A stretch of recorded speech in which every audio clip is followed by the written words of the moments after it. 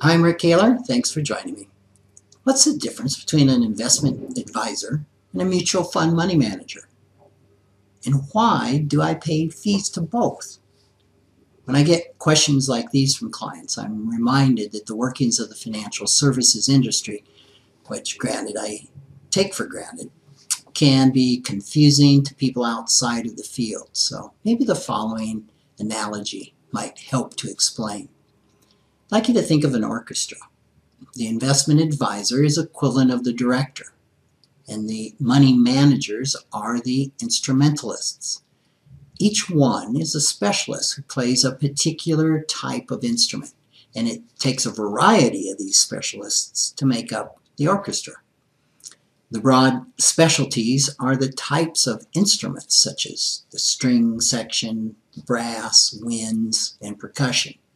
These are the equivalent of fund managers who specialize in asset classes like equities, bonds, real estate, commodities, and absolute returns.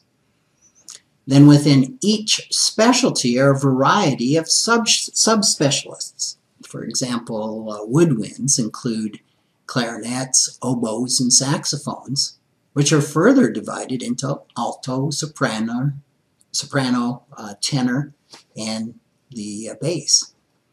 The brass section has French horns, trumpets, and trombones. The divisions and subdivisions can just go on and on.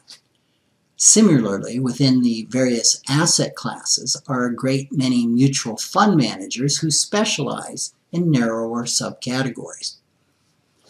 So the task of the orchestra director is to pick not just the best musicians, but the best mix of musicians.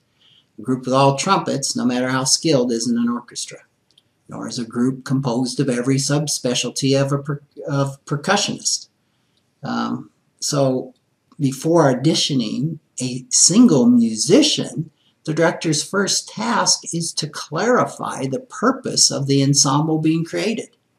A different mix of instruments will be required for a symphony, another mix for a marching band, or an intimate chamber group, or a dance band.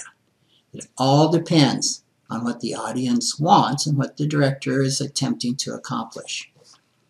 The director needs to weigh the various musicians' abilities against their cost and their specific specialties against the needs of the orchestra. When the right mix of players has been chosen, then the director needs to pick the appropriate music, assemble the group, and rehearse. The director's talent, training, experience, and leadership skills all serve to help the right players produce the right sound at the right time for the right audience. It takes similar coordination and skill to put together the right mix of asset classes and mutual fund managers to produce the best results for various clients. There are some 17,000 mutual funds to choose from, some of whom lack the skills or integrity to serve clients well. Just as both the orchestra director and the musicians are paid based on their skills and their work, both mutual fund managers and investment advisors are paid based on the assets they manage. Mutual fund managers earn somewhere between 0.05% to 3%. Financial advisors earn typically somewhere between 0.3% and 3%. An informed consumer could pay as low as 0.35%, while an uninformed consumer could pay up to 6% a year, which would eat up most of the investment returns. One essential responsibility for an investment advisor is to choose mutual fund managers whose fees are low. However, the cost of the mutual fund manager isn't the be-all and end-all. One must also weigh performance, just as an orchestra director might pay more to get an outstanding musician who would add significant value to the performances. For example, my firm's overall average fee for mutual fund managers is probably around 0.5%. We could get that as low as 0.1%, which might be impressive at first glance. However, we'd give up maybe 0.25 to 1% of net return in some areas, resulting in poor results for the clients. Skilled direction of an orchestra is obviously more art than science.